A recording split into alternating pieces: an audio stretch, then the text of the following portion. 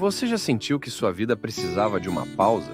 Que seu coração busca por respostas, mas não sabe por onde começar? Caminho da Fé, Descobertas na Estrada da Alma. Não é apenas um livro, é uma jornada, uma história real de superação, fé e transformação que vai inspirar você a dar o próximo passo na sua vida.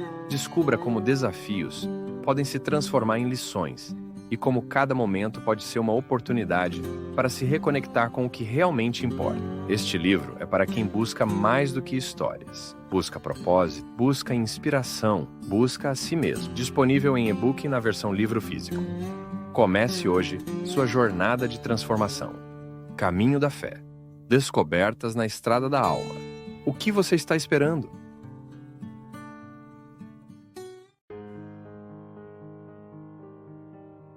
Às vezes eu encontro pessoas rancorosas, magoadas, e se você perguntar, mas por que você se tornou assim? Ela não sabe dizer.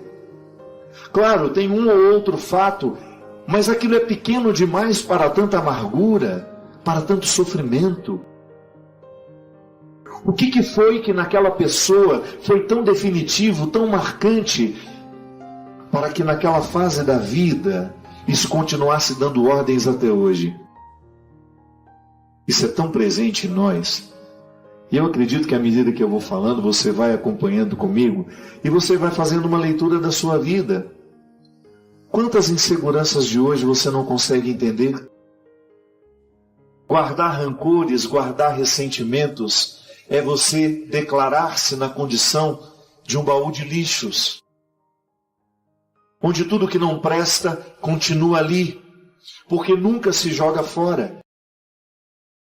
Tome a decisão favorável de corrigir aquilo que dentro de você ainda é rancoroso. A história difícil que você teve com seu pai, com sua mãe. Não seja escravo disso. Olhe para o seu pai e encontre os motivos para perdoar. Não fez porque quis.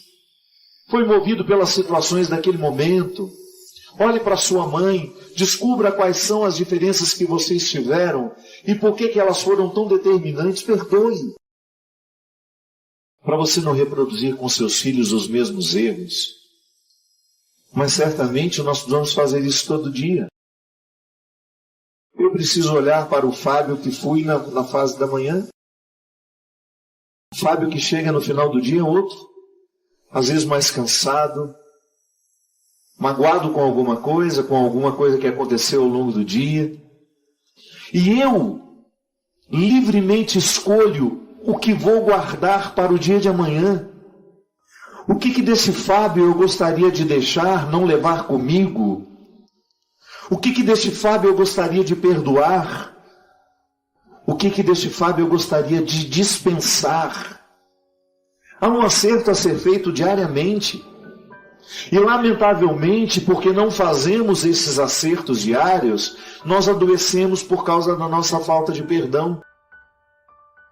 Nós adoecemos porque não tivemos condições, coragem de renunciar àquilo que nos entregaram, que nos machucou.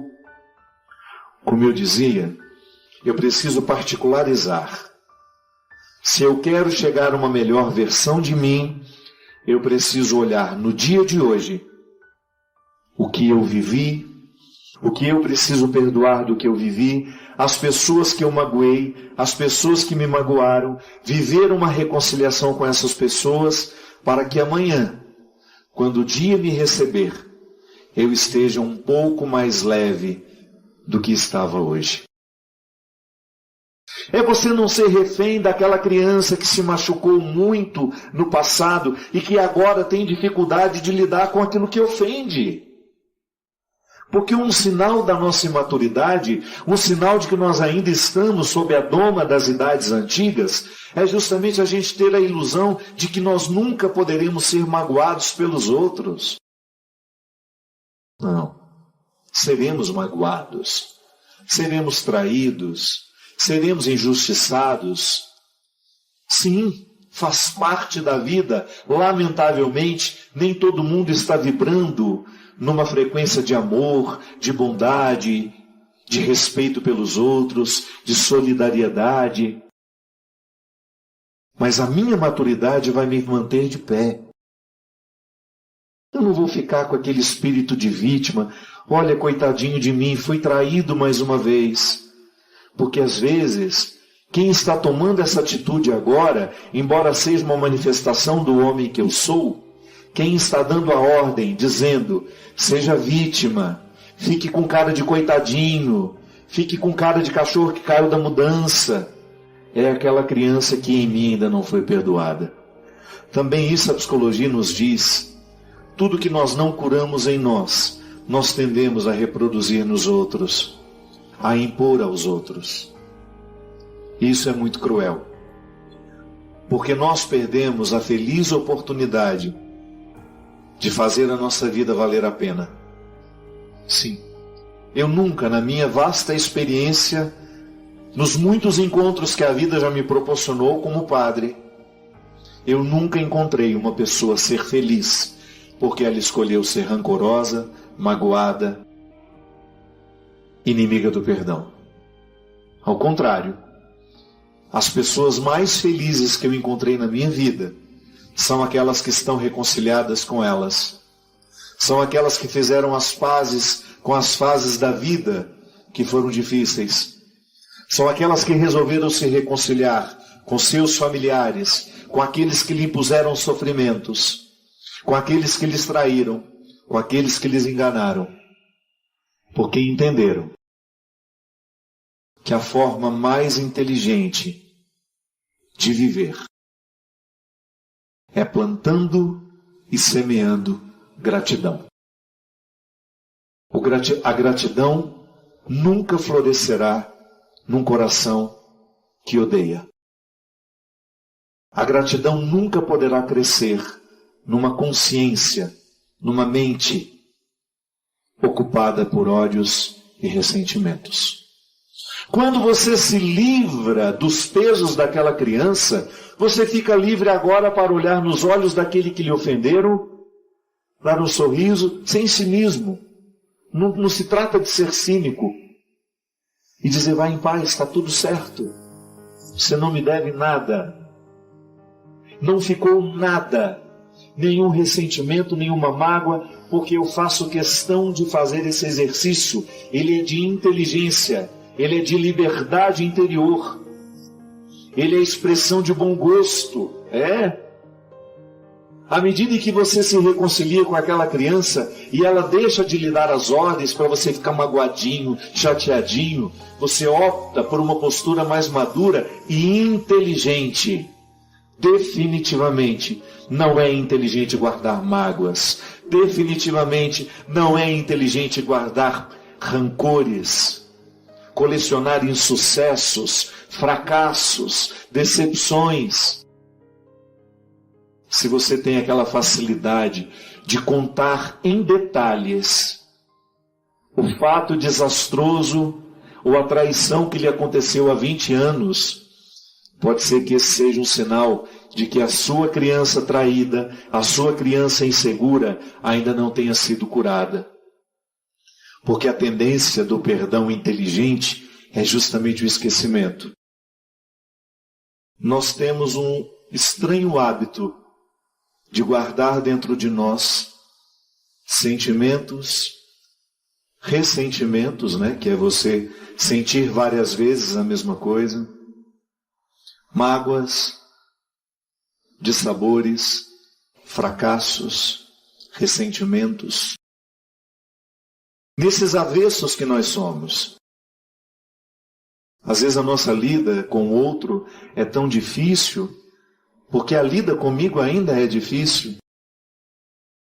A lida com você ainda é penosa. Somente a experiência do autoconhecimento, a experiência do investigar-se diariamente é que vai nos dando condições, artifícios, instrumentais, para que nós tenhamos condições de estabelecer essa relação de perdão com a vida, com o mundo.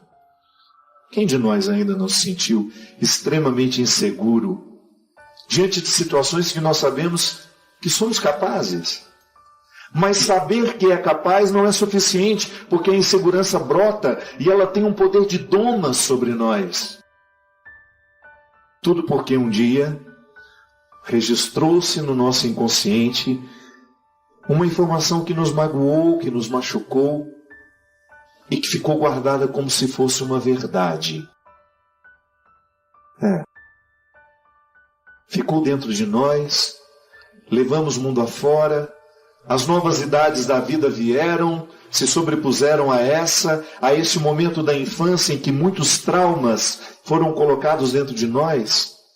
Eu dei o exemplo daquilo que nos disseram, mas também posso dar o exemplo da forma como nos olharam, como nos perceberam, nos deixando absolutamente ao relento da emoção, desabrigados de afeto, de amor. Às vezes a sua incapacidade de perdoar hoje está muito ligada a um trauma do passado que você precisa resolver. Como é que nós resolvemos os traumas do passado? Com os recursos do adulto de hoje. Tanto é que a terapia é isso. É você pegar pela mão e conduzir por meio da conversa. Aí não sei qual é o método que o psicoterapeuta vai usar, mas o mais interessante é a reminiscência, que é essa capacidade que nós temos de viajar nos fatos, como se nós estivéssemos colando as peças de um grande quebra-cabeça para a compreensão de um todo. Ou, se você quiser uma outra metáfora, a oportunidade de ir ajuntando aos poucos as peças que compõem um mosaico. Um mosaico você só compreende quando olha de longe. Se você se aproxima muito, você só vai ver a pequena junção das peças. O mosaico é muito mais. Quando eu vou me investigando, eu vou ajuntando essas peças do mosaico. Nossa, engraçado. Esse medo que eu sinto hoje, nessa carne adulta, é uma ordem que eu estou recebendo da criança que em mim ainda não foi curada. E é interessante porque isso, dentro de nós, na nossa experiência de autoconhecimento, é fundamental para a qualidade da vida. Uma pessoa é mais feliz, mais realizada. Eu não gosto muito do conceito de felicidade. Ele muitas vezes está associado a uma visão fútil, pobre. Pessoa feliz é aquela que não tem problemas, é aquela que tem uma vida maravilhosa. E a gente vê essa vida maravilhosa a partir do Instagram, das redes sociais, por aquilo que ela posta. Não, esqueça isso. Compreenda a felicidade como uma satisfação particular, íntima, que lhe dá o direito de deitar a cabeça no seu travesseiro toda noite e dormir sabendo que você foi quem você poderia ter sido. Até mesmo porque, para você identificar o que você está vendo de fora, você precisa, num primeiro momento, enxergar a sua forma de ver o mundo. O mundo tem um filtro que eu coloco nos meus olhos. Então, toda vez que eu quiser interpretar uma grande realidade que está fora de mim, inevitavelmente eu sou jogado para dentro da minha história. É a oportunidade que eu vou ter de entrar nos quartos escuros dessa casa que eu sou. Eu gosto muito dessa metáfora. Eu sou uma casa. E há cômodos da minha história que o adulto nunca mais entrou. Perdoar é uma experiência de voltar para dentro de si e investigar-se. E também na psicologia, com a psicologia, nós aprendemos que o inconsciente, este lugar que seria o HD das nossas memórias emocionais, ele não é conhecido por nós, não é facilmente acessível. Acessar o inconsciente requer muitas técnicas, é difícil, mas o tempo todo ele nos manda recados, porque ele está atuante. Eu me lembro da regra que aprendi com a minha professora. Ela dizia: o inconsciente não é conhecido, mas o tempo todo é atuante. Não é porque eu desconheço que ele não atue. Não, ele atua o tempo todo. E ele está, de alguma forma, determinando as emoções de hoje. Pode ser que eu, menino, com muitos medos, com muitas realidades que eu não perdoei, esteja dando ordem ao adulto que sou hoje. Quando nós somos crianças, o nosso mundo é muito pequeno. Ele é muito restrito. As nossas possibilidades emocionais se limitam às pessoas que nos cercam. Você ainda não tem a autonomia de sair de casa e dizer, vou fazer amigos. Ou vou procurar alguém que me olhe de uma maneira mais positiva. Vou sair desse contexto de tantos traumas e vou tentar construir soluções com outras pessoas. Não! Você não tem nem autonomia de sair da sua casa. Você não sabe nem abrir e fechar a porta. Você sofre de uma indigência ainda física, de muita dependência das pessoas que cuidam de você. Então é claro que na infância nós somos muito facilmente traumatizados com os acontecimentos. E vamos guardando isso dentro de nós. Nada pode nos escravizar. Muitas vezes o adulto de hoje não é capaz de tomar decisões favoráveis porque nós ainda temos algumas fases que não foram curadas. Muitas vezes o adulto de hoje não consegue viver o perdão e a reconciliação porque dentro de nós existem crianças que estão muito machucadas e feridas. E não é inteligente manter essas crianças dentro de nós. A criança que precisa ficar é aquela que lhe provoca sorrisos quando você se recorda de um fato da sua infância. A criança que precisa continuar viva dentro de nós é aquela que nos mantém esperançosos, com ar sempre de novidade nos olhos. É aquela criança que não conhece, que não tem muita facilidade de se envolver com aquilo que de fato não interessa. A criança tem um estado de pureza, ela só presta atenção no que de fato importa. Conflito é uma coisa de adultos. Dificilmente você vê uma criança conflituada, ela sabe o que ela quer. E é claro que nós não podemos dar tudo o que ela quer, mas ela sabe. Mas quando a gente é criança, nós não temos esses filtros. É por isso que é tão perigoso educar uma criança, ou ter crianças perto de nós, nos observando viver.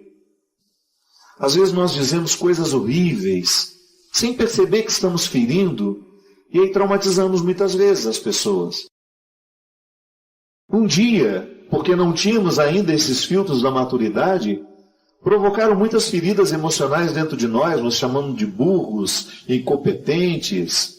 A gente assimilou aquela informação, ela veio de pessoas que nós amávamos, que nós admirávamos, não tínhamos os filtros para passar essa informação e desmenti-la. E registrávamos aquilo dentro de nós.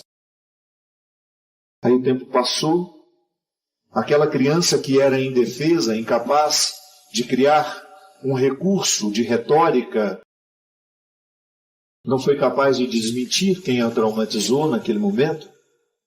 Aí de repente hoje, percebe em si uma sequência de inseguranças que nós não sabemos onde começa e onde termina. E a impossibilidade de ser quem eu posso ser hoje está numa parte da minha vida que não foi reconciliada, que não foi perdoada, num lixo emocional que eu não joguei fora, uma realidade que eu não soube metabolizar, internalizar, organizar, colocar no lugar. Sim, em muitos momentos da minha história, a dificuldade do homem presente está associada ao menino do passado. Quando nós éramos crianças, nós não tínhamos os filtros da maturidade. A gente acreditava em tudo em que nos diziam.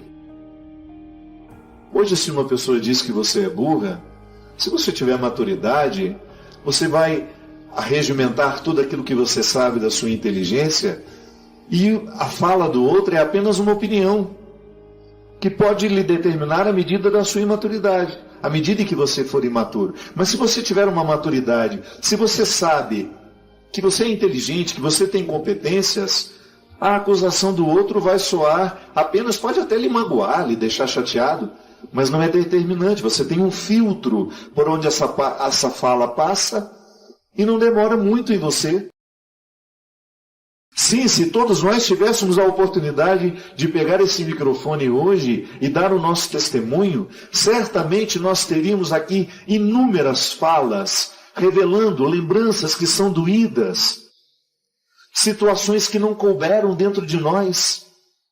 Eu preciso de um terapeuta para poder conhecer essas fases que em mim precisam ser perdoadas? Pode ser que sim. Mas não deixe tudo nas mãos do terapeuta. Seja também o seu próprio terapeuta. Viva de forma terapêutica. Eu tenho tido muito cuidado de fazer com que as minhas amizades sejam terapêuticas. Sim, eu quero ter pessoas que me ajudem a chegar à minha verdade. Eu não quero ter pessoas que me alienem ainda mais do que eu já sou. Eu quero ter pessoas ao meu lado que me façam ter coragem de olhar que para mim é o mais vergonhoso. Eu tenho que ter pessoas que me ajudam a me reconciliar com os meus fracassos, a ter uma lida mais saudável com essas idades da vida que tantas vezes me impedem de viver o perdão, de viver a reconciliação e de achar a nova versão que eu posso ter de mim. A experiência do perdão, ela é muito difícil por isso. Só é possível perdoar quando há a autoridade do conhecimento. Simplifique isso. Você tem uma mágoa contra uma pessoa. Às vezes aquela mágoa foi causada por um momento difícil que você viveu com aquela pessoa. E você estava tão refém de si mesmo que você foi incapaz de perceber que aquela pessoa não teve a intenção, ou se ela aparentemente estava mal intencionada, não era inteligente da sua parte guardar aquela ofensa, guardar aquele rancor, porque você estava naquele momento, ao guardar aquela mágoa, escolhendo a pior parte da vida. Que você poderia muito bem dizer, eu não perdoo porque eu tenho motivo para não perdoar. Isso é uma forma irracional de compreender a ofensa. Isso é uma forma de você continuar dando autoridade àquele que lhe ofendeu. Porque enquanto você não perdoa, o que você está fazendo é dando autoridade a quem lhe ofendeu. Continua ferroando, continua machucando. O perdão, ele tem o poder de nos libertar disso. Não significa que você vai retomar a amizade com aquela pessoa. Não significa que você vai abrir um novo espaço na sua vida para ela, não. Existem situações que mostram exatamente as pessoas que devem estar com você e as que não devem estar com você. Mas o fato é que até quem não deve estar com você, você precisa ter autoridade sobre este fato. E a melhor forma de ter autoridade sobre o fato é perdoando, é dizendo, olha, não precisamos continuar juntos, mas aqui não há mágoa. Se eu me encontrar com você, vou lhe tratar muito bem. Não quererei o seu mal. Farei de tudo para que você não entre na lista daquelas pessoas que eu tenho o péssimo hábito de maldizer. Te colocarei dentro de mim de um modo a me ensinar. Olha, aquela pessoa foi tão cruel comigo, mas eu aprendi com ela. Isso é perdoar. É porque às vezes nós não temos muito conhecimento disso e às vezes precisamos pagar terapeutas para a gente aprender essas regras. Aquilo que você está vendo de mim hoje é apenas um ser obedecendo a um outro ou a muitos outros que eu já fui e que não estão resolvidos dentro de mim. Toda vez que eu penso em perdão, toda vez que eu falo da minha capacidade ou da minha incapacidade de perdoar, eu estou falando intimamente, primeiramente, da capacidade que eu tenho de me reconciliar comigo. Porque se eu não me reconcilio comigo, se você não se reconcilia com você, dificilmente a gente será capaz de se reconciliar com os outros. Perdoar é reconciliar-se. Eu preciso perdoar em mim o Fábio que não deu conta de muitas coisas. Você precisa perdoar em você a mulher, o homem, que tantas vezes não foi capaz de cumprir com aquilo que lhe foi pedido. Perdoar é você viver reconciliado consigo. É a primeira instância de todo perdão. Aliás, a instância de toda a realidade humana tem origem em cada um de nós. Isso não é um pensamento egocêntrico, não é uma forma irresponsável de compreensão da realidade, não. Sempre que você quiser compreender o mundo, compreenda-se. Sempre que você tiver o desejo de ter um olhar sobre uma determinada realidade, veja-se. Você, eu, precisamos diariamente fazer a mesma cena. Colocar à mesa ou na cama, onde você se sentir mais à vontade, as fases da vida. Autoconhecimento é isso. É você ter a oportunidade de saber quem foi você quando criança. Quais eram os seus medos? Quais foram os primeiros momentos mais difíceis da sua história? Quem estava do seu lado? O que você ouviu dessas pessoas? O que lhe traumatizou naquela época? O que lhe libertou também naquela época? Tudo aquilo que nós fomos, nós precisamos tomar conhecimento. Porque às vezes nós queremos perdoar hoje, mas nós não temos a autoridade para perdoar. E você vai entender isso. A autoridade só nos chega através do conhecimento. Eu só posso perdoar algumas fases dentro de mim e me livrar dos pesos que elas me impõem nos dias de hoje, se eu tiver condições de conhecer isso. A psicologia nos ensina isso. O que é o trauma? É uma realidade que não cabe dentro da gente. O trauma é todo e qualquer acontecimento que a nossa emoção ou a nossa capacidade emocional não é capaz de resolver naquele momento. Claro que na infância, volto a dizer, por não termos os filtros da maturidade, os filtros da inteligência, do discernimento, do bom senso, nós somos muito mais facilmente traumatizados do que na vida adulta. Hoje, quando você sofre uma perda, quando você sofre uma ofensa, uma traição, você tem recursos emocionais que lhe ajudam a sair disso. Você tem amigos que vêm, lhe falam, lhe convidam a sair. Você tem os recursos da sua profissão. Você pega alguma coisa para fazer, vai ocupar a sua mente, vai tentar reconstruir o fato dentro de você e você segue. Eu sei que a fórmula não é mágica e se fosse nós não acreditaríamos nela. Eu nunca acreditei nas fórmulas mágicas. Mas essa fórmula é eficaz. Se você escolher perdoar, por mais difícil que seja, se você escolher arrancar de si, da sua mente, os sentimentos nocivos, estragados, que tantas vezes geram a sua conduta, a sua maneira de pensar, de falar e de sentir, você obterá um resultado lindo. Você chegará com muito mais facilidade a essa versão nova de si mesmo. É o que eu desejo, do fundo do meu coração. Que você continue inédita a si mesma, para si mesma, buscando no seu dia a dia pensar as realidades que ainda precisam ser perdoadas, as pessoas que ainda precisam ser reinterpretadas, para que tudo isso deixe de ser um entrave na sua realização pessoal. Eu tenho um profundo respeito pela condição humana. A mim sempre foi muito instigante ter a oportunidade de chegar ao cerne de uma pessoa.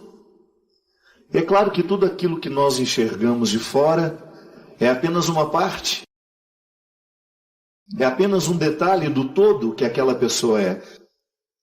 Quando nós estamos diante de uma pessoa, nós não temos ideia de tudo aquilo que fez parte da sua história, de tudo aquilo que foi metabolizado, bem vivido, esquecido, ou então colocado no lugar da memória que nos ajuda, mas também não temos ideia de quantos fracassos aquela pessoa carrega em si. Quantos sofrimentos, quantas lutas, quantas batalhas. Eu nunca tive a compreensão de destino na minha vida ou na vida de quem passa por mim. eu sempre gosto de entender como um processo de liberdade, que às vezes me aparecem com mais facilidades, mas eu tenho liberdade de escolher. Eu escolho aquilo que me faz mal, eu escolho aquilo que me faz bem, e o destino a gente vai construindo assim, Adriana. A gente não tem controle de tudo, mas a gente sabe que quanto mais conscientes a gente estiver, quanto mais a nossa intuição estiver aberta, isso é um fruto da espiritualidade, você ter a sua intuição mais dilatada, nós chamamos isso de estado de presença, né? Que é quando você está de fato onde você está. Você tem a percepção das pessoas. Você consegue saber se aquela pessoa é do bem ou não, se aquilo é bom para você ou não. Então esse estado de alerta é o primeiro passo para que as nossas escolhas sejam mais favoráveis. Então eu acho que viver é sempre escolha. Não tenho o controle do que eu escolho, mas eu faço de tudo para escolher bem, porque eu sei que quando eu escolho bem, o retorno disso é mais favorável. Quanto mais a gente vai se compreendendo, mais a gente vai se tornando livre, inclusive para chegar à conclusão de que levar este peso não é inteligente. Por que às vezes é tão difícil você convencer uma pessoa de jogar o rancor fora? Porque a pessoa que precisa decidir ainda não é a adulta de hoje que a gente pode enxergar. Quem precisa ser convencida é a menina que um dia foi machucada, que um dia foi magoada, que um dia foi abandonada, que um dia foi traída. Sim, são as fases da nossa vida que nós precisamos mergulhar nas águas do perdão. Às vezes eu me encontro com algumas pessoas com quem eu me desentendi na vida e elas tentam lembrar o que aconteceu. Eu tenho, graças a Deus, uma lembrança curta para o que não foi bom. Como é que foi mesmo? Por que a gente brigou? Qual foi o motivo? Não lembro mais. Sinal de maturidade. Sinal de que quem deixou de mandar em mim, quem deixou de dar ordens a mim, é a criança. Você poderia dizer, padre, isso só é possível quando eu faço uma terapia? Não. A terapia é até um momento muito importante deste processo. Mas eu tenho aprendido, e isso para mim é vida espiritual, que não tem nada a ver com religião. Vida espiritual não é um privilégio de religiosos. Vida espiritual é tudo aquilo que me inspira, tudo aquilo que sopra sopro dentro de mim, que me mantém em pé. E a pesquisa humana, a busca por si mesmo, é o exercício mais bonito de vida espiritual que nós podemos fazer. Toda vez que eu tento me conhecer, toda vez que eu tento me investigar, que eu passo essas fases da vida tentando entender, como é que eu faço isso? Conversando com a minha mãe, conversando com meu pai, com os meus irmãos mais velhos, com quem me viu numa fase em que eu não era ainda capaz de me ver. Quando o processo é muito inconsciente, às vezes a pessoa não sabe que ela está fazendo isso. Às vezes aquela dificuldade que nós conseguimos identificar hoje, como eu disse no início, eu olho para você e eu vejo a mulher que você se tornou, mas eu não faço ideia de quem lhe comanda. Quando eu tenho uma parte de mim que não foi devidamente curada pelo perdão, quando eu não me reconciliei com isso, eu tendo a ser muito domado por isso. E às vezes isso é uma forma que já se tornou consciente. Então a pessoa sabe que ela se sente assim e ela achou confortável se sentir assim. Porque daquela forma ela consegue chamar a atenção das pessoas. Requer perda, né? Requer saber perder. Então tá bom, eu vou abrir mão desse coitadinho que eu sou, desse menino que o tempo todo está chorando, pedindo atenção. Consequentemente, fico mais na necessidade de agir, de tomar decisões. Essa semana, Adriana, eu estava falando, não tem muito a ver, mas eu vou trazer porque é uma forma de explicitar o quanto muitas vezes nós somos comandados pela criança que somos. Eu digo que eu tenho profundo amor por arquitetura. Eu amo uma casa bonita, eu amo uma igreja bonita, um teatro bonito.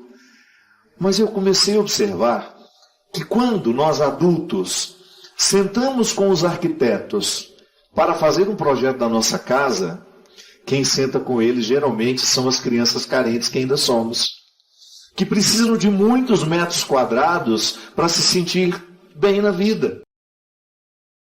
E eles nadam de braçada, porque aí constroem casas enormes que vão nos dar uma manutenção terrível e a gente vai usar alguns poucos metros quadrados daquele ambiente. Mas, na verdade, a casa muito grande, a casas com portas enormes, com salas imensas que dá para abrigar 70 famílias lá dentro, é um pouco fruto da decisão da criança imatura que está dentro de nós.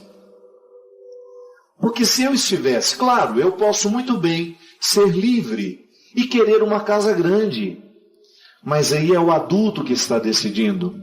Não é a criança carente que nunca teve nada e que agora tem, que precisa mostrar para os outros que ela é poderosa, que ela subiu na vida, que ela venceu a pobreza. Não, é disso que eu estou dizendo. Um trabalho que a gente precisa fazer com muitos, e eu faço isso comigo o tempo todo, e muitas pessoas que me procuram para uma direção espiritual, é isso. Tenha coragem de reconhecer em você aquilo que é cômodo manter. Há pessoas, eu acho que quem nos assiste sabe muito bem do que nós estamos falando. Descobriu o estado de vítima como um lugar confortável, porque é a partir daquele estado de vítima que ela chama a atenção das pessoas. Mas isso não é viver, isso é semi-vida. Viver é você ficar livre disso. Inclusive para, no momento se você quiser fazer um charme, chamar a atenção de alguém, você está livre e consciente disso. Olha, eu vou fazer um charminho aqui para chamar a atenção do meu marido hoje, ou do meu namorado, da minha namorada. É livre até mesmo para decidir isso. Mas quando isso é um processo inconsciente, é muito sofrimento, porque a pessoa tem aquela postura e não sabe exatamente como fazer para mudá-la. Então nós, na experiência de perdoar e sermos perdoados, eu não tenho dúvida, quem perdoa, embora a voz seja do homem de hoje, quem está de fato perdoando é a criança que em mim ainda tem necessidade de chamar atenção para as suas dores, para os seus traumas, para os seus sofrimentos. Que todo guerreiro é também um pouco menino. A gente compreende isso a partir da experiência prática. Todos nós que queremos vencer na vida, que queremos de alguma maneira ter esse espírito guerreiro, de luta. É interessante, a Sagrada Escritura sempre nos ensina que para a gente poder chegar lá é preciso a gente ter espírito de guerreiro. Mas não no sentido de fazer guerra contra o outro, mas querer vencer a batalha nossa de cada dia. E são muitas as passagens que nos mostram Deus nessa experiência de fortalecer o povo para a luta, para aquilo que precisa ser a batalha conquistada, para aquilo que nós precisamos alcançar na vida. E é interessante que o poeta nos sugere que todo bom guerreiro é também um pouco menino. Talvez para a gente poder compreender o que Jesus fala, que para a gente entrar no reino dos céus, é preciso a gente ser como as crianças. Porque a criança é muito honesta, ela é muito espontânea, ela não fica escondendo os sentimentos que tem. E nisso consiste a sua força, não é verdade? Porque uma criança, ela é muito frágil. A infância é um momento de muita fragilidade. Ela não tem como se defender sozinha, ela não tem como organizar a vida sozinha. Por isso ela precisa chorar. Ela precisa manifestar que está necessitando de ajuda. Porque se ela não manifesta, se ela não coloca para fora a necessidade da ajuda, ela não vai receber a ajuda necessária.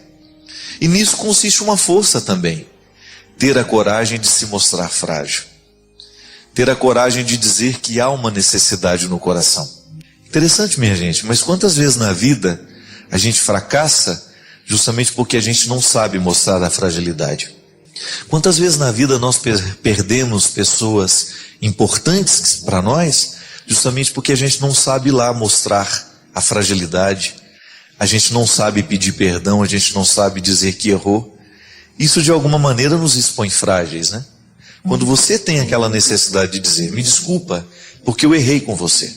Isso é ser guerreiro e isso é ser menino. Guerreiro porque você continua lutando por aquilo que é importante para você.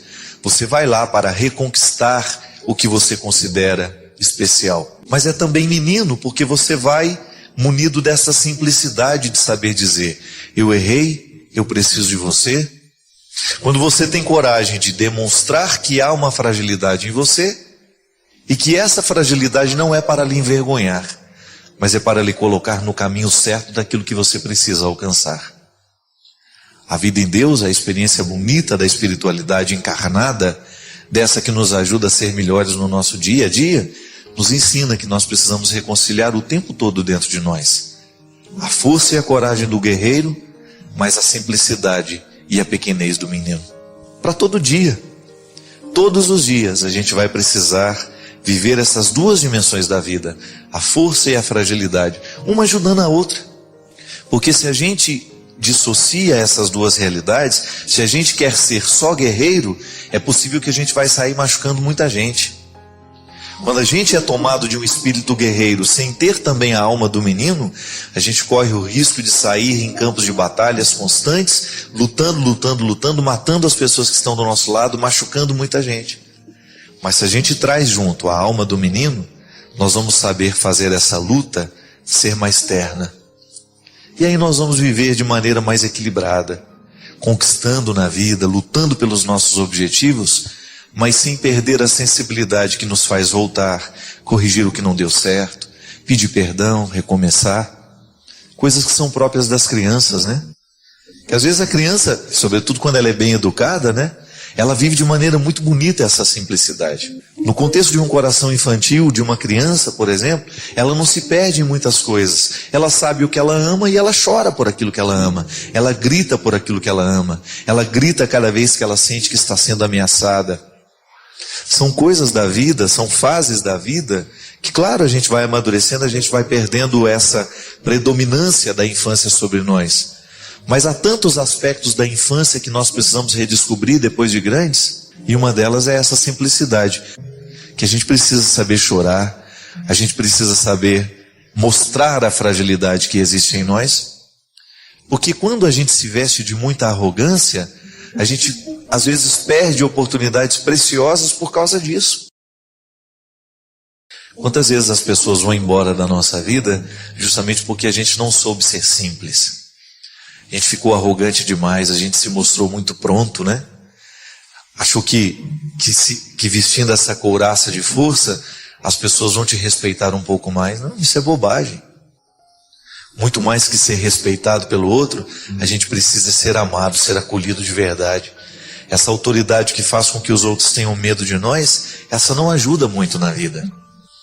Mas o que faz verdadeiramente diferença é o momento em que a gente consegue ter esse equilíbrio bonito do outro nos conhece, o outro sabe o que a gente tem de forte, mas o outro sabe também o que a gente tem de frágil. E aí nós vamos buscando, fazendo essa luta, fazendo essa busca, para que a gente possa chegar a este ponto, a este lugar, que é tão interessante e que é tão característico das pessoas que verdadeiramente souberam encaminhar essas duas forças e que verdadeiramente souberam se construir de um jeito certo. Padre, como ter forças e coragem para assumir Jesus como nosso Senhor perante a sociedade? Como adotar uma postura diferente da imensa maioria dos jovens e como evangelizá-los? Meu filho, a gente ter passar pela experiência de ser testemunha de Jesus no mundo de hoje, vai naquilo que a gente considera como palavra muito forte, né? Testemunho. O que é você dar testemunho? É você demonstrar com a sua vida que alguma coisa lhe fez bem. Eu posso dar testemunho de um produto que eu usei, eu posso dar testemunho de uma realidade que eu vivi, eu posso dar testemunho de uma cidade que eu experimentei. É um conhecimento de causa, nós dizemos, né? Conhecimento de causa é aquilo que foi o mais profundo. Eu tenho conhecimento de causa, isso é, eu me aprofundei no assunto. A experiência de Jesus, antes de ser uma ideia na nossa cabeça, ou até melhor, vamos explicitar isso melhor. Num primeiro momento é uma ideia na cabeça, sim.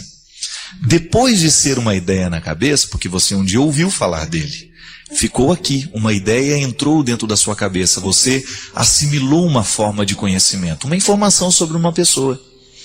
Mas ter a informação sobre a cidade, sobre a pessoa, não é o suficiente para a gente dizer que conheceu. Está vendo como no mundo das ideias nem tudo é completo? Agora, a partir do momento em que você tem a informação e você vai lá em loco conhecer, isto é, você tem a informação recebida, mas você parte para a experiência. Aí, de fato, você conheceu. Jesus é a mesma coisa. Antes nós escutamos falar sobre Ele. Agora, você passa pela experiência de conhecê-lo. Como? Mergulhando no seu mistério, no mistério de sua palavra. O Evangelho é a melhor forma de nós conhecermos Jesus. É saber como Ele fazia, como Ele agia, como Ele era, como Ele tinha amigos, o que Ele recomendava. Tudo isso é um jeito de conhecer Jesus. Experimentá-lo através dos sacramentos, né? Você experimentá-lo na Eucaristia, você experimentá-lo na confissão, ou você que é de uma outra religião, você também tem os seus ritos dentro da sua religião. Conhecer Jesus assim, tornando-se amigo dele, íntimo dele. E aí você começa a testemunhá-lo, porque você não só ouviu falar sobre ele, mas de fato ele aconteceu na sua vida. Eu acho muito bonito, André, que no Evangelho tem aquela passagem em que a samaritana, depois de ter conhecido Jesus e feito dele uma experiência, porque aquele tempo que ela passou com Jesus conversando ali na beira do poço, foi uma verdadeira experiência que ela fez dele. Jesus mostrou a sua misericórdia e a envolveu numa nova possibilidade de vida. Isso é maravilhoso. Aquela mulher estava com a sua vida toda falida. Jesus reinaugurou a vida daquela mulher. É muito raro na vida a gente ser olhado de maneira assim, né? Olhares que nos reinaugurem. Alguém que provoca alguma coisa de novo e bom dentro de nós, a gente nunca mais esquece. E foi o que aconteceu com aquela mulher. Depois de ter sido reinaugurada, depois de ter tido a sua vida modificada, ela correu para contar aos seus amigos, os samaritanos. E ela começou contando assim, olha, conheci um homem, e papapá, papapá, papapá. A partir da primeira frase, aquilo que ela soube a partir das ideias, mas sobretudo aquilo que o coração dela experimentou com Jesus. O que verdadeiramente modificou e deu autoridade ao discurso da samaritana não foi o fato de ter escutado Jesus, de ter conhecido Jesus, não. Foi a experiência que ela fez dele. Ela teve a vida dela transformada. Tanto é que é bonito porque a passagem bíblica diz, né? Depois os discípulos voltam e dizem, olha, nós acreditamos no que você está falando, mas é porque nós vimos também. Nós também experimentamos. Nós não estamos indo atrás somente da sua palavra. Quando a gente experimenta Jesus na nossa vida, a gente começa a testemunhá-lo com a nossa vida também. É o nosso jeito de viver. Então os seus amigos vão prestar atenção em você e vão achar que vale a pena conhecer Jesus, porque eles acham o seu estilo de vida interessante. O André é um rapaz que acredita em Deus, ele tem lá a religião dele, ele é uma pessoa do bem, ele é uma pessoa que não engana ninguém, ele é uma pessoa que é um adepto da verdade, ele é uma pessoa honesta, ele é uma pessoa que respeita as meninas que ele namora, ele não bebe, ele não fuma, ele não se droga. Tá vendo? O Evangelho, a força de Jesus que mudou o seu coração e lhe fez ser assim, um homem sem vícios, um homem de virtudes, começou então a incomodar quem está te vendo, incomodar de um jeito bom. E isso é o mais importante, André. É a gente cuidar para que o nosso jeito de viver possa convencer os outros a viver assim também. Não se trata de ter alguém segurando a nossa mão, corpo ao lado, presença física. O que desfaz a solidão é o sentir juntos, o pensamento que nos põe em comunhão. A pior solidão é a que vivemos acompanhados. E é tão fácil a gente transformar os nossos vínculos em solidão acompanhada. Um descuido e a presença deixa de acompanhar. Quando a gente vai perdendo o que temos em comum, quando a gente vai deixando de cultivar o outro, nós vamos fechando as portas daquilo que nós temos em comum, que nos une, que nos põe em comunhão. Nós temos falado tanto que precisamos evitar as aglomerações nos dias de hoje. E eu fico pensando, quantas vezes também a família se limita a ser um aglomerado de pessoas? Sim, quando nós perdemos a intimidade, quando nós deixamos de cultivar o amor, a responsabilidade, a gente se limita a ser uma aglomeração familiar. E aí, lamentavelmente, você dorme na cama com o mesmo homem há tanto tempo, mas já não tem nenhuma comunhão com ele. Você abraça os filhos, mas não percebe mais um vínculo com eles. Estão cada vez mais distantes, mais perdidos. É hora de fazer alguma coisa. Identificar que você tem sido vítima de solidão acompanhada deveria acender dentro de você o desejo de modificar essa situação. Volte a cultivar o vínculo com as pessoas que você ama. Volte a querer a intimidade que tem sido proibida nos dias de hoje. Sim, os nossos relacionamentos são cada vez mais estéreis, sem intimidade, vazios. Não permitamos, porque é a comunhão que nós estabelecemos com as pessoas que se torna a base de nossas alegrias. Ontem eu conversava isso com um amigo meu, ele estava dizendo para mim assim: padre, é verdade que nós trazemos os pecados dos nossos antepassados? Eu falei, eu não diria para você que nós trazemos os pecados dos nossos antepassados. A gente pode trazer no nosso DNA, né, nas nossas constituições, nas nossas configurações psíquicas, as influências dos erros, as consequências das coisas ruins que aconteceram no passado. Agora, nós podemos equilibrar isso e permitir que fique dentro de nós de um jeito diferente. Eu não quero que os erros dos meus antepassados determinem o meu presente, então eu corto. Eu tenho consciência deles, eu sei que eles agiram assim, mas eu não quero continuar agindo da mesma forma. Só assim que nós podemos quebrar, né, aquela cadeia de maldições, muitas vezes, que nós trazemos dentro das nossas estruturas familiares. É quase que uma resposta natural da vida, né? Então a agressão que eu sofri, eu cometo contra alguém também. É uma maneira que eu tenho de fazer justiça, né? De maneira estranha. Como é que eu faço então? Quebrar, eu não vou fazer com os meus filhos aquilo que o meu pai fez comigo. Esta é uma regra que você pode adotar. Então, se o seu pai cometeu erros com você, se ele foi muito duro com você, se você sabe que aquela atitude dele lhe causou mal, lhe fez muito mal, você vai tentar purificar aquela ação para que só extraia o valor dela. Então, ser rude é um valor? Às vezes é, mas você pode ser rude de outra forma. Você pode ser duro, né? Na educação com os filhos você precisa ser muito duro, muitas vezes, mas você não precisa ser agressor. A sua dureza na atitude, na exigência de atitudes, não precisa ser uma agressão à vida do seu filho. Então você vai purificando, você vai modificando, você vai acumulando, você vai exercendo a sabedoria que o acúmulo da história lhe trouxe. E aí você não envelhece, né? Você fica mais sábio. A gente fazer com que a nossa experiência pelo tempo possa ser sempre favorável na nossa atitude. A vida que a gente viveu não precisa nos condenar. Ainda que a gente tenha motivos de sobras para a gente querer se condenar. Porque pode ser que a gente tenha errado muito mais que acertou.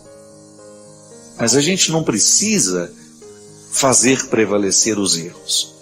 Nós podemos muito bem selecionar isso, jogar fora o que não valeu a pena e dar um start de maneira diferente, né? Acolher esse novo tempo, essa nova oportunidade. Hoje, por exemplo, nós estamos tendo a graça de começar um novo tempo. Mas nós podemos viver essa dinâmica do ano novo todos os dias. Todos os dias você pode interpretar-se assim. Hoje eu estou apenas começando. Não tenho que morrer condenada por aquilo que eu não fiz de certo ou por aquilo que eu fiz de errado, né?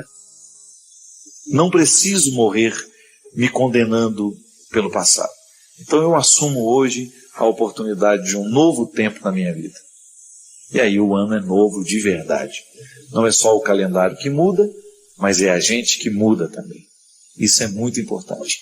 A gente mudar a gente evoluir, a gente avançar, a gente purificar tudo aquilo que está dentro de nós, para que, ao purificar, o tempo se transforme em sabedoria. A idade se transforme em amadurecimento. Porque amadurecer é o grande objetivo de todo ser humano. Estar maduro significa estar mais coerente, estar mais inteiro, para que a gente possa viver a vida com um pouco mais de qualidade. Outras pessoas, Adriana, tão carregadas de fardos, que nem são delas, porque justamente faltou o discernimento de compreender o sentido das coisas. Porque às vezes quando você identifica o sentido de um fardo, você percebe que ele não faz sentido. Pode parecer um jogo de palavras, mas não é não. Você percebe, antes você achava que tinha sentido aquele fardo, de repente você descobre que não tinha sentido. Aí sim você está no verdadeiro sentido das coisas, que é quando você é capaz de abrir mão, de jogar fora. Gente, esse peso eu não quero levar mais embora comigo.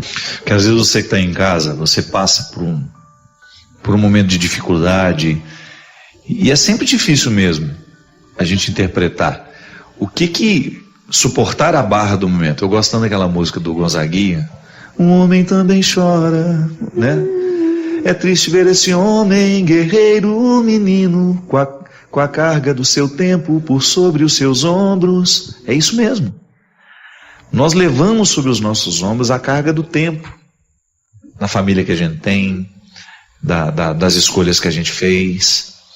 E às vezes é muito difícil a gente dar sentido a todo o peso que a gente leva. Eu nunca me perco de vista, sabe? Eu tenho uma vida muito corrida, mas eu faço questão de levar na correria da minha vida a dinâmica da minha mudança.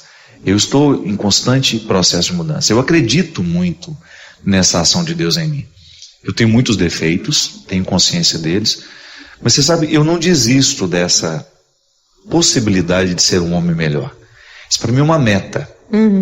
Sabe? Isso para mim é um desafio que eu não quero perder de vista. E eu me lembro que você passou, acompanhando o seu processo, até o Davi chegar, foi uma longa luta, né? Muito. Você passou por um sofrimento terrível.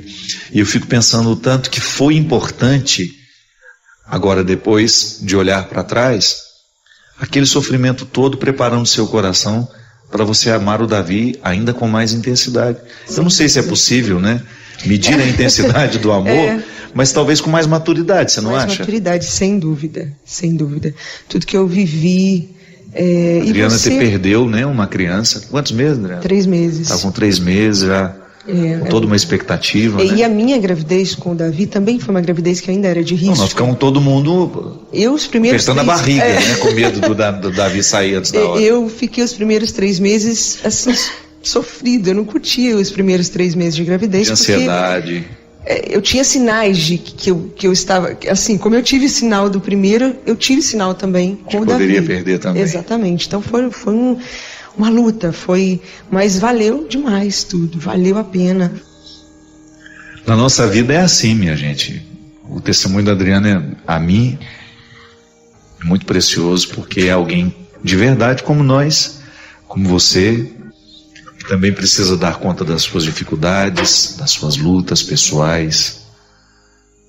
Você que também tem que caminhar conviver com suas realidades mortas, né? Porque não é só um filho que morre. E no meu caso ainda foi mais complicado porque foi um aborto retido. Então eu fiquei 3 dias com meu filho morto. Então foram os 3 piores dias da minha vida. Porque eu tive que fazer aquele processo cirúrgico, só que eu tive que esperar, porque eu estava em missão. Então não foi fácil. E tem toda a dimensão simbólica, né, de você estar com... Nossa, você não tem noção da dor que é. Eu olhava para minha barriga e eu falei, eu tô com meu filho morto aqui. Você falou para mim naquele período, você falou assim, viva o luto. Eu passei 3 dias, e eu me lembro e me emocionei, eu passei 3 dias chorando, porque estava ali, estava morto. né? Era desejado, muito desejado. Não foi fácil. Mas, aquilo que você falou, Deus, Ele caminha conosco, Ele não abandona. Não. Você precisou ser o túmulo do filho. Exatamente. E você conviveu durante 3 dias com essa consciência: eu sou o túmulo do meu filho. Mas às vezes também, Adriana, nós convivemos com os sonhos mortos dentro de nós, as esperanças mortas, as pessoas vivas por fora, mortas por dentro. Então são muitas as angústias nos dias de hoje, muitas as situações que nos oprimem, que nos machucam, porque a gente não chega nem mesmo a tocar nesse luto. Como é benéfico na vida de uma pessoa, né? Ela, por exemplo, ela ter coragem de dizer: esse sonho é meu e ele está morrendo, e eu não quero que ele morra. Nós somos humanos, nós estamos no mesmo processo, né? A gente está tentando acertar ainda, né? E eu vivo isso, é o que eu vivo na minha história, vivendo os desafios novos, né? Que aparecem, que a gente enfrenta, enfim. Mas é uma estrada linda, apesar das vezes a gente passar por esses desertos, viver alguns calvários. É uma história linda porque é uma estrada linda porque a gente sabe aonde a gente pode olhar. A gente tem o norte. A gente sabe aonde a gente pode recorrer, para quem a gente pode pedir socorro. Assim como a mãe, né? Assim como foi a sua mãe com você, a minha comigo, a sua mãe, você que está assistindo, foi com você. Hoje eu estou sendo com o Davi. É assim que Deus age conosco. E é lindo ver que nós temos um Deus que não se distancia nunca. Nunca. E vai olhando e vai cuidando de nós. E vai também permitindo que nós passemos pelos nossos desertos. Às vezes, Adriana, eu encontro muito isso em mulheres que precisam engravidar. Mulheres que não conseguem engravidar e fazem isso ser um fardo, como se o filho fosse uma obrigação dela. Você viveu um pouco isso também? Vivi. Depois que eu perdi o primeiro, eu não consegui engravidar. A gente estava tentando há muito tempo. E justamente aquilo que você falou, eu me senti um pouco na obrigação. Porque quando a gente perde, a gente se sente um pouco incapaz. Entendeu? Uma situação de fracasso. Exatamente. Né? Não conseguir ser mãe. Exatamente. Então, é uma cobrança interior grande, até mesmo da gente, né? Então, eu me sentia um pouco nessa obrigação e não conseguia. E quando o meu médico justamente disse para mim assim: você precisa desfocar. Ele dizia isso: você precisa tirar essa obrigação. E aí foi quando eu consegui. E, claro, né, tem esse cuidado de Deus que a gente sempre fala, mas também tem a minha parte que eu precisava fazer, que era deixar Deus agir, né? Outras pessoas, Adriana, tão carregadas de fardos que nem são delas, porque justamente faltou o discernimento de compreender o sentido das coisas. Porque às vezes quando você identifica o sentido de um fardo, você percebe que ele não faz sentido. Pode parecer um jogo de palavras, mas não é não. Você percebe, antes você achava que tinha sentido aquele fardo, de repente você descobre que não tinha sentido. Aí sim você está no verdadeiro sentido das coisas, que é quando você é capaz de abrir mão, de jogar fora. Gente, esse peso eu não quero levar mais embora comigo.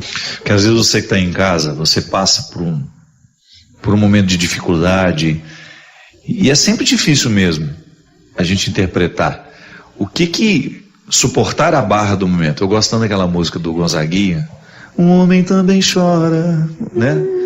É triste ver esse homem, guerreiro, menino, com a carga do seu tempo por sobre os seus ombros. É isso mesmo. Nós levamos sobre os nossos ombros a carga do tempo, da família que a gente tem, das escolhas que a gente fez. E às vezes é muito difícil a gente dar sentido a todo o peso que a gente leva. Eu nunca me perco de vista, sabe? Eu tenho uma vida muito corrida, mas eu faço questão de ter de levar na correria da minha vida a dinâmica da minha mudança. Eu estou em constante processo de mudança. Eu acredito muito nessa ação de Deus em mim.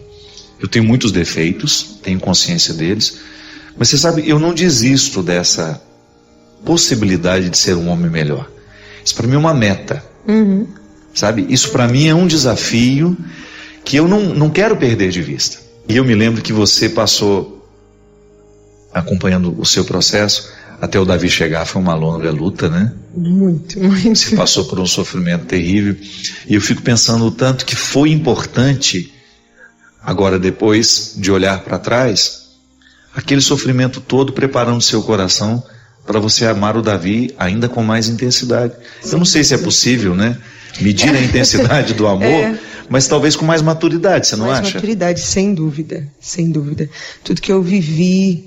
Adriana, você você perdeu, né, uma criança. Quantos meses, Adriana? 3 meses. Estava com 3 meses já, com toda uma expectativa. E né? a minha gravidez com o Davi também foi uma gravidez que ainda era de risco. Não, nós ficamos todo mundo apertando a barriga, né, com medo do Davi sair antes da hora. Eu fiquei os primeiros 3 meses assim, sofrido. Eu não curtia os primeiros 3 meses de gravidez. De ansiedade. Eu tinha sinais de que eu estava, assim, como eu tive sinal do primeiro, eu tive sinal também com o Davi. Poderia perder também. Exatamente. Então foi uma luta, mas valeu demais tudo, valeu a pena. Na nossa vida é assim, minha gente. O testemunho da Adriana, a mim, é muito precioso, porque é alguém de verdade como nós, como você, que também precisa dar conta das suas dificuldades, das suas lutas pessoais. Você que também tem que caminhar conviver com as suas realidades mortas, né? Porque não é só um filho que morre. E no meu caso ainda foi mais complicado porque foi um aborto retido. Então eu fiquei 3 dias com meu filho morto. Então foram os 3 piores dias da minha vida. Porque eu tive que fazer aquele processo cirúrgico, só que eu tive que esperar, porque eu estava em missão. Então não foi fácil. E tem toda a dimensão simbólica, né, de você estar com... Nossa, você não tem noção da dor que é. Eu olhava para minha barriga e eu falei, eu tô com meu filho morto aqui. Você falou para mim, naquele período, você falou assim, viva o luto. Eu passei 3 dias, e eu me lembro e me emocionei, eu passei 3 dias chorando. Porque estava ali, estava morto, né? Era desejado, muito desejado. Não foi fácil. Mas aquilo que você falou, Deus, ele caminha conosco, ele não abandona. Não. Você precisou ser o túmulo do filho. Exatamente. E você conviveu durante 3 dias com essa consciência, eu sou o túmulo do meu filho. Mas às vezes também, Adriana, nós convivemos com os sonhos mortos dentro de nós, as esperanças mortas, as pessoas vivas por fora, mortas por dentro. Então são muitas as angústias nos dias de hoje, muitas as situações que nos oprimem, que nos machucam, porque a gente não chega nem mesmo a tocar nesse luto. Como é benéfico na vida de uma pessoa, né? Ela, por exemplo, ela ter coragem de dizer, esse sonho é meu e ele está morrendo, e eu não quero que ele morra. Nós somos humanos, nós estamos no mesmo processo, né? A gente está tentando acertar ainda, né? E eu vivo isso, é o que eu vivo na minha história, vivendo os desafios novos, né? Que aparecem, que a gente enfrenta, enfim. Mas é uma estrada linda, apesar das vezes a gente passar por esses desertos, viver alguns calvários, é uma história linda porque é uma estrada linda porque a gente sabe aonde a gente pode olhar, a gente tem o norte, a gente sabe aonde a gente pode recorrer, para quem a gente pode pedir socorro, assim como a mãe, né? Assim como foi a sua mãe com você, a minha comigo, a sua mãe, você que está assistindo, foi com você, hoje eu estou sendo com o Davi, é assim que Deus age conosco. E é lindo ver que nós temos um Deus que não se distancia nunca, nunca. E vai olhando e vai cuidando de nós, vai também permitindo que nós passemos pelos nossos desertos. Às vezes, Adriana, eu encontro muito isso em mulheres que precisam engravidar. Mulheres que não conseguem engravidar e fazem isso ser um fardo. Como se o filho fosse uma obrigação dela. Você viveu um pouco isso também? Vivi. Depois que eu perdi o primeiro, eu não consegui engravidar. A gente estava tentando há muito tempo. E justamente aquilo que você falou, eu me senti um pouco na obrigação. Porque quando a gente perde, a gente se sente um pouco incapaz. Entendeu? Uma situação de fracasso. Exatamente. Né? Não conseguir ser mãe. Exatamente. Então, é uma cobrança interior grande, até mesmo da gente, né? Então, eu me sentia um pouco nessa obrigação e não conseguia. E quando o meu médico justamente disse para mim assim, você precisa desfocar. Ele dizia isso, você precisa tirar essa obrigação. E aí foi quando eu consegui. E, claro, né, tem esse cuidado de Deus, que a gente sempre fala, mas também tem a minha parte que eu precisava fazer, que era deixar Deus agir, né? Padre Fábio, um amor de verdade pode ser destruído pela maldade das pessoas? Minha filha, tudo pode ser destruído pelas maldades, desde que a gente permita. A maldade é altamente corrosiva, mas para ela corroer, eu tenho que permitir a corrosão, né? Se eu paraliso o poder da maldade dentro de mim, se eu não permito que ela encontre em mim lugar para crescer, ela não vai conseguir destruir o que em mim é valor. Se eu fico atento para que aquilo que é ruim e que está entrando na minha mente, porque a mente é o lugar onde nós acontecemos. A gente sabe que o coração, ele tem esse significado simbólico de ser o lugar do sentimento, mas é na cabeça da gente que nós somos construídos. A minha mente, é aqui que eu me penso, é aqui que eu penso o outro, é aqui que eu me interpreto, é aqui que eu interpreto o outro. E é aqui que a maldade pode crescer, como ela também pode diminuir. Então, se eu permito que a maldade cresça dentro da minha mente, se eu começo a me configurar a partir dessa maldade, eu vou ter então muita dificuldade para fazer crescer os meus amores. E aí é certo que a minha capacidade de amar, porque ela está infectada pela maldade, eu corro o risco então de perder a minha capacidade de amar. Como é que isso é possível na prática, minha gente? De repente eu sou amigo do Christian, alguém vem falar mal do Christian para mim. Eu permito que aquela informação venha ficar dentro da minha cabeça, do meu coração, né? Já ia dizer o sentido simbólico. Aí, aquela história que me contaram sobre o Christian começa a macular a minha capacidade de amar o Christian. Mas eu não fui perguntar para ele se aquilo era verdade, eu não fui esclarecer. Eu apenas permiti que a maldade que me foi semeada crescesse dentro de mim e impedisse de ter um amor ou de continuar tendo o meu carinho pelo Cristo. Muitas vezes o que acontece com a gente é isso. Nós nos transformamos numa sementeira onde a maldade encontra espaço para crescer. E onde a maldade cresce, o amor diminui. É natural. Porque maldade e amor ocupam o mesmo lugar, minha gente. Bondade e ódio, amor e ódio, maldade e bondade, ocupam o mesmo lugar dentro de nós. Se você deixa crescer a maldade, é natural que a sua bondade cresça, diminua. Agora é também verdade. Se você faz com que sua bondade cresça, você naturalmente vai diminuir a sua capacidade de ser maldoso, de ser invejoso, né?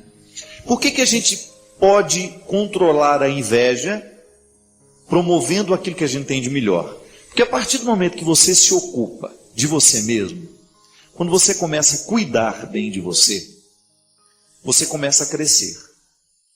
Você vai então investir em você. Você vai começar a prestar atenção um pouco mais nas suas capacidades e você vai trabalhar a partir delas. Veja bem, é natural que aquele que esteja ocupado de suas capacidades e que esteja se trabalhando, não tenha tempo para ficar invejando o outro. A inveja é coisa de quem não tem o que fazer. Porque o invejoso precisa de tempo para prestar atenção no outro. A partir do momento que você está ocupando-se de maneira positiva de você mesmo, das suas coisas, do seu trabalho, da sua luta, é natural que você diminua dentro de você a inveja que você sente do outro. O coração que está vazio, ele vai ser um território para crescer muita coisa ruim. O coração que está vazio, ele vai ser um território fértil, mas muito fértil, para tudo aquilo que não presta. É por isso que a gente precisa tomar um cuidado muito grande. Ocupar a nossa cabeça de coisas boas. Ocupar a nossa vida com sentimentos bons. É assim que a gente vai conseguindo alcançar a vitória sobre tudo aquilo que nos oprime. Ô minha gente, é tanta coisa mesquinha que nos oprime, não é verdade? Tanta gente perdendo a alegria por causa dos sentimentos mesquinhos que tem. O sentimento mesquinho que eu posso nutrir pelo Cristo não vai fazer mal só ao Cristo, não, mas vai fazer mal sobretudo a mim, porque eu sou a fonte desse sentimento ruim. A mesquinharia estraga quem a gente é.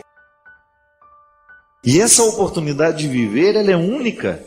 Nós não podemos desperdiçá-la com mesquinharias. A gente precisa ser na vida de quem passar por nós uma lembrança feliz. Mas não é só para deixar neles as marcas, não, em quem passou por nós, não. Porque, na verdade, a marca que a gente deixa é apenas uma consequência da vida bem vivida que a gente viveu. Ao hoje ter a recordação feliz da Dona Lourdinha, para mim, foi uma oportunidade de revisitar essa convicção. Quem vive bem, fará bem à vida das pessoas que por ela passaram. E eu acho que isso é o melhor prêmio que nós podemos receber na vida. Esse é o melhor reconhecimento que nós podemos receber. Quando você souber que você foi uma lembrança positiva na vida de alguém. Alguém sorriu no momento que lembrou de você. Por aquilo de bom que você fez. Pelo momento leve que você proporcionou. Pela leveza que a sua amizade representou. Pelo tempo bom que você proporcionou àquela pessoa no momento em que você esteve com ela. É o que Jesus fez. Jesus marcou definitivamente todas as pessoas que passaram por ele. Por quê? Porque Jesus transformava as pessoas. Transformou Lázaro, transformou Madalena, transformou Simão, transformou Paulo, que nem o encontrou pessoalmente. Se transformou tanta gente, por que não pode transformar a mim e você? E o mais bonito, ao transformar a mim e a você, nos coloca como protagonistas no tempo, com possibilidade de transformar também aqueles que passarem por nós. A oportunidade de visitar a vida da pessoa, ainda que seja com o nosso olhar, com uma frase, com um gesto, com um sorriso. A oportunidade de entrar no tempo do outro e de oferecer a ele esse amparo afetivo e espiritual. Sem exageros, sem dependências. Você ser para o outro esta lembrança feliz. E o outro ser para você esta lembrança agradável. Quando você um dia estiver velhinho aí, eu também, e a gente poder revisitar o nosso passado, entrar nos cômodos, né, os mais distantes no tempo, e você poder reencontrar através da saudade pessoas que nunca mais morrerão dentro do seu coração, porque elas fazem parte, elas estão registradas na sua história, como alguém que um dia, ao realizar um gesto, ao dizer-lhe uma palavra, ou até mesmo um olhar acompanhado de um sorriso, entrou para as suas recordações e lhe deixou uma marca que não há nada, absolutamente nada, que possa ser, que possa remover, que possa retirar de você. Você sabe que é isso que eu lhe desejo, né? Ao lhe oferecer esse Jesus que eu acredito, eu quero lhe oferecer essa possibilidade de você se tornar uma pessoa marcante. Pela sabedoria que brotará dos seus lábios, pela sabedoria que brotará das suas escolhas, pela sabedoria que brotará da sua postura.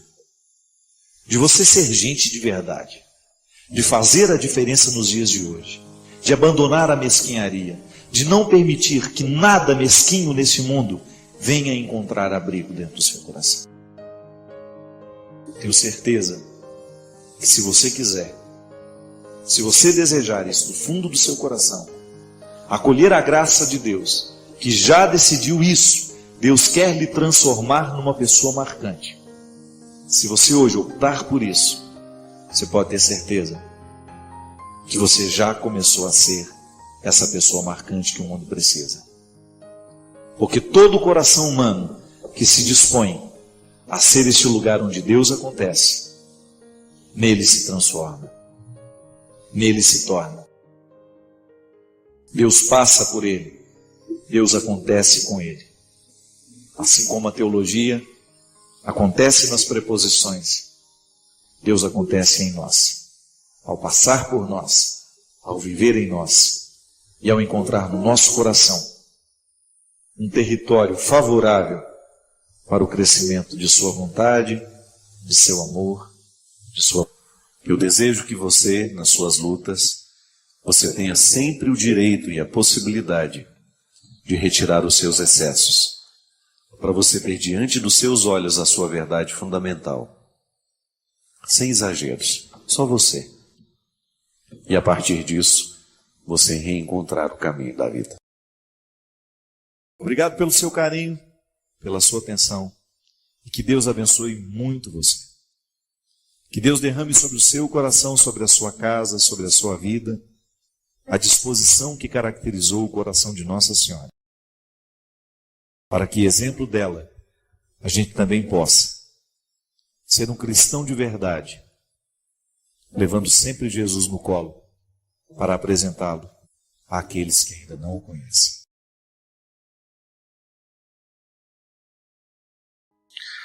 Padre Fábio, eu sou Graziele, hoje completei 26 anos de idade e preciso de uma direção espiritual. Cheguei à conclusão de que tenho um bloqueio emocional que impede a minha felicidade. Não consigo abrir o meu coração para o amor. No mundo de hoje, sou considerado uma pessoa fora do normal pelo fato de, na minha idade, ainda ser virgem e nunca ter namorado. Nunca me deixei levar por rapaz algum, talvez pela falta de confiança nas pessoas. Pois a única pessoa que deixei permiti que se aproximasse de mim, ela não soube esperar o momento certo. Éramos amigos de infância, crescemos juntos e ele me decepcionou muito. Me traiu, entre outras coisas. As pessoas que tentam se aproximar de mim, eu não consigo dar espaço para que elas, ao menos, tentem me conquistar. Tenho medo da decepção. E eu não consigo passar para as pessoas o carinho que tenho por elas. Me fechei e isto afasta cada vez mais as pessoas que eu amo. Preciso de ajuda para me livrar desse bloqueio, pois me sinto muito sozinha, solitária. Isso está ficando pior a cada dia. Tenho medo de cair na depressão, se isso já não estiver acontecendo, pois tenho meus 5 minutos de alegria e depois me pego chorando. Preciso me fortalecer, mas não consigo me levantar. Obrigado, sinto que desabafei, pois não tenho com quem conversar tudo isso tão abertamente. Um abraço, Graziele. Triste, né? Uma pessoa dizer que não tem com quem conversar tudo isso abertamente, né? Que mundo é esse, né? Onde nós temos tantas pessoas ao nosso redor e tão poucas que nos provoquem essa liberdade de dizer o que a gente precisa dizer. Graziele, talvez sua falta de confiança seja justamente pelo fato de você não ter construído vínculos. Como é que nós vamos confiar se nós não temos vínculos? Como é que nós vamos viver a experiência da partilha? Porque, gente, a vida ela fica muito melhor quando nós temos a oportunidade de partilhar quem a gente é. Partilhar o que a gente tem, o que a gente pensa, o que a gente sente. A partilha. Nós às vezes dormimos na mesma casa, comemos à mesma mesa e somos estranhos. A estranheza, ela cresce toda vez que falta confiança e toda vez que falta disposição. E o mundo está ficando cada vez mais com gente esquisita, deprimida, por isso. Porque estamos infantilizados, né? E estamos infantilizando o outro. com o nosso jeito de ser, com o nosso jeito mesquinho de pensar, de questionar. Não, essa vida é boa demais para ser perdida, para ser desperdiçada com essas mazelas. Olhe para aquilo que você tem. Não queira um mundo que não é seu. Não queira os amigos que não são seus. Olhe para os que você tem. Olhe para aquelas pessoas imperfeitas que estão ao seu redor e descubra que é com elas que você terá a oportunidade de fazer um mundo melhor. Olhe para o espaço que lhe pertence, para a vida que você tem e comece a ser feliz a partir disso. Tudo mais será acrescentado, mas o fundamental está aí. O problema é quando nós queremos o acréscimo, mas não sabemos partir do que é fundamental, do que temos aqui, do que nos fundamenta. Como uma casa precisa ter raiz para ficar em pé. Nossas raízes humanas, nossos alicerces humanos, olhar para essas pessoas que você vê todos os dias e descobrir que elas são extraordinárias. Estão ao seu lado, cuidam de você, estão com você. Comece a ser feliz com elas. Porque às vezes você se tranca lá no seu quarto e vai imaginar seres humanos perfeitos, idealizados. E aí você vai ficar sempre infeliz, porque as pessoas que estão em casa não servem para você. Quem serve? O que está idealizado lá na internet, ou aquele que não existe, que só existe no seu sonho e na sua cabeça. Volta para a realidade. E descubra que pessoas reais, com defeitos, que você olha, que se encontra, que fazem parte do seu dia a dia, essas pessoas, elas são fundamentais na sua realização. É a partir delas, é com elas. É impressionante como hoje nós temos muitas facilidades de estar com o outro, mas nós temos muita dificuldade de encontrar o outro. As facilidades que nos aproximam nem sempre permitem a nossa intimidade. Pode observar, os recursos que nós temos hoje, é tão fácil você se deslocar e ir de um lugar ao outro. Você entra no seu celular e ali você tem 1000 pessoas querendo conversar também. Mas por que essas facilidades não geram os verdadeiros encontros? Porque o encontro, minha filha, ele é construído aos poucos. E a primeira coisa que nós precisamos fazer para ter a oportunidade de encontrar alguém de verdade é abrir o nosso coração. É parar de pensar nas decepções que aconteceram, é parar de julgar as pessoas que nós encontramos, achando que elas são todas iguais àquelas que nos decepcionaram. E outra, e quem disse que a gente não pode se decepcionar? Eu me decepciono todos os dias. Às vezes eu me deparo com algumas manifestações de infantilidade, com pessoas que até então eu considerava maduras, através de um e-mail, através de uma coisa lá no Twitter. Eu falei, meu Deus do céu, não é possível. Será que essa pessoa que está conversando comigo aqui é aquela que eu considero madura para isso, para aquilo, me fazendo algumas vezes algumas perguntas tão descabidas, sabe? Que não... Você se decepciona. Mas você tem o direito de pensar que existem outras pessoas que poderão lhe proporcionar o que você precisa. Não é todo mundo que nos decepciona. E a vida vai mostrando sim quem são as pessoas. Elas se revelam sim aos poucos. As máscaras caem todas. As máscaras caem muito rapidamente. É só você dar a oportunidade de conviver. Agora, você vai sendo capaz de coletar no meio de milhões e milhões de pessoas as 2 ou 3 que você precisa para viver. Não basta. Não basta ter 1 milhão de pessoas se você não tem 2, 3 que você coleta lá e que você sabe, nessas aqui eu posso confiar. Essas aqui saberão me ouvir. Essas aqui não me cobrarão o indevido. Essas aqui estão maduras, ou estão pelo menos dispostas à maturidade. Que isso é fundamental, minha gente. A pessoa, se ela não estiver disposta à maturidade, ela será sempre um estrago na vida de quem passa por ela. Graziele, peça a Deus a graça, de que você tenha, e que você faça cair por terra todas as decepções que lhe impedem de encontrar hoje as pessoas. E já peça também um plus, viu? Você vai continuar se decepcionando, mas não é por causa da decepção que você vai desacreditar na possibilidade de ter pessoas boas ao seu lado. Numa fração de segundo, você passa pela vida de alguém, você cumprimenta, você recebe um sorriso, você oferece também, você ajuda, você é atendido, você atende. É assim, a trama da existência. Nós vamos nos misturando uns nos outros. E a gente se mistura tanto que depois a gente não sabe mais ser sozinho. Que Deus nos abençoe sempre mais na nossa capacidade de construir vínculos verdadeiros, nunca imaginários, mas reais. E a partir desses vínculos, nós descobrimos a graça do amor cristão. Obrigado pela oportunidade de entrar na sua casa, de falar com sua família. Obrigado pela confiança de me dedicar esse tempo agora, de me permitir participar da sua vida. A partir do momento que a gente deixa o outro falar com a gente, de alguma forma nós estamos abrindo as portas do nosso coração, da nossa vida. Eu espero, com a minha fala de hoje, poder lhe fazer uma visita de um jeito certo. Poder ter a oportunidade de ser padre para você, de falar daquilo que eu acredito, de ter a oportunidade de partilhar a minha vida, a minha verdade, as minhas realidades, os meus defeitos, as minhas qualidades, tudo aqui perpassando pelas minhas palavras, pela partilha que pretende ser este programa. Eu me recordo que quando eu dava aula, eu fazia na faculdade, eu tinha esse ofício de ensinar escatologia, que é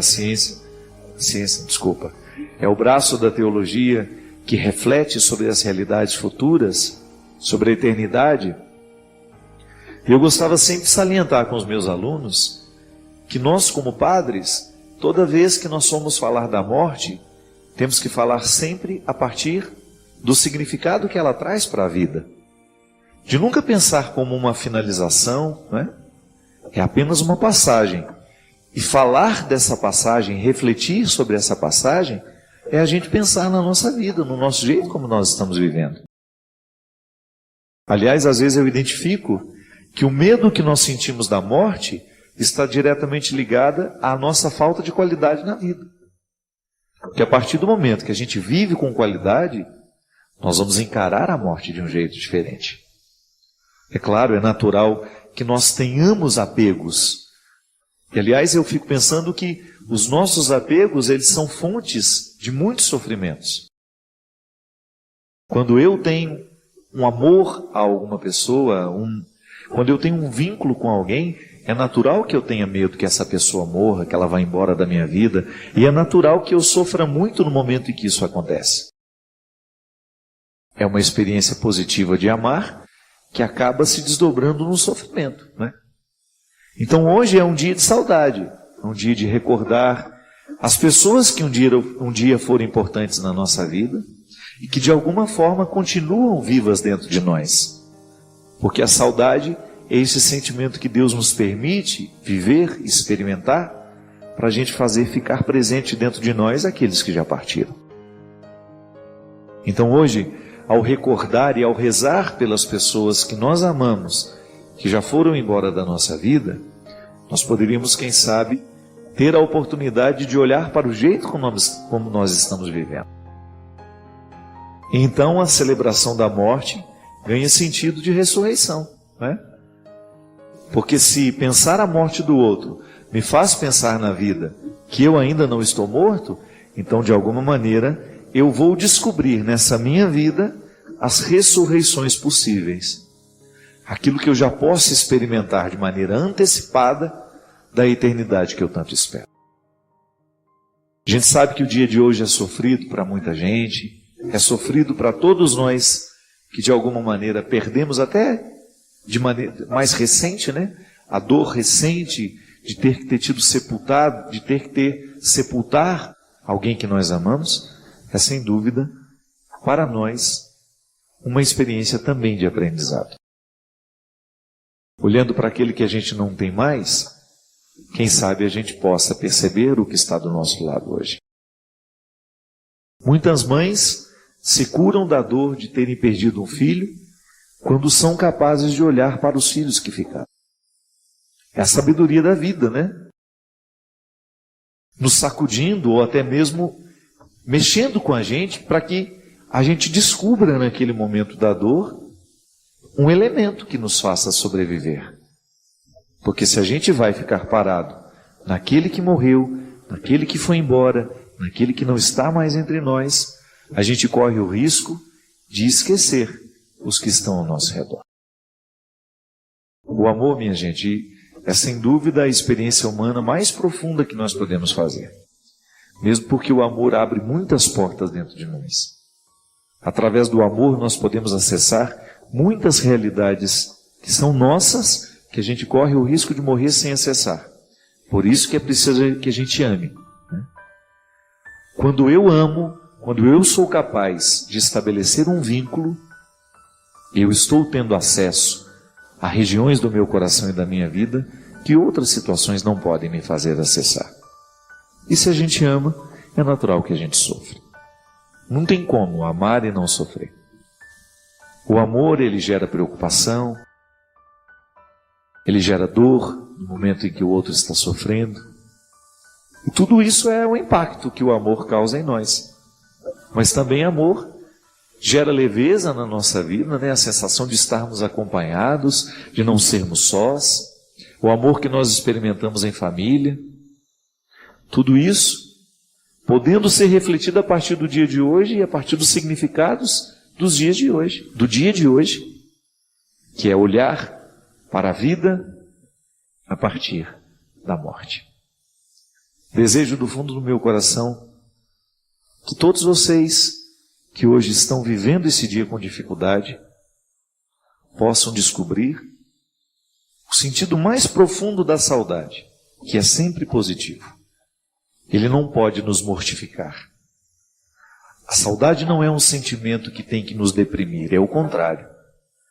Tem que fazer ressuscitar dentro de nós o bom daquilo que o outro deixou.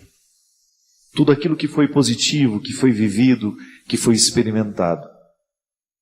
Através de uma memória que nós celebramos, né? Toda vez que nós o recordamos, toda vez que nós fazemos alguma coisa que ele gostava e que de alguma maneira o atualiza entre nós. Deixar partir não é fácil. A gente sabe que a nossa tendência é sempre reter, não é? Mas não. A melhor forma de lidar com a morte é deixar que ela se concretize, que ela aconteça, sem que a gente também corra o risco de morrer junto. Não no corpo, né? Às vezes a gente morre nas alegrias, morre nas esperanças, porque a gente não soube administrar aquela perda, porque a gente não soube administrar aquela ausência. Que Deus abençoe muito você, que Deus lhe dê muita sabedoria para você também lidar com as suas perdas. Que o tempo todo a gente está perdendo. O tempo todo nós passamos pela experiência de perder. É inevitável, a vida é assim. Mas ao mesmo tempo, nós queremos aprender com aquilo que a gente perde. E é por isso que a igreja nos coloca na perspectiva da ressurreição, que é justamente dar um novo sentido, dar um novo significado para um momento tão doloroso que é a experiência da morte. Pode deixar o seu pedido de aconselhamento, mas também o seu pedido de oração.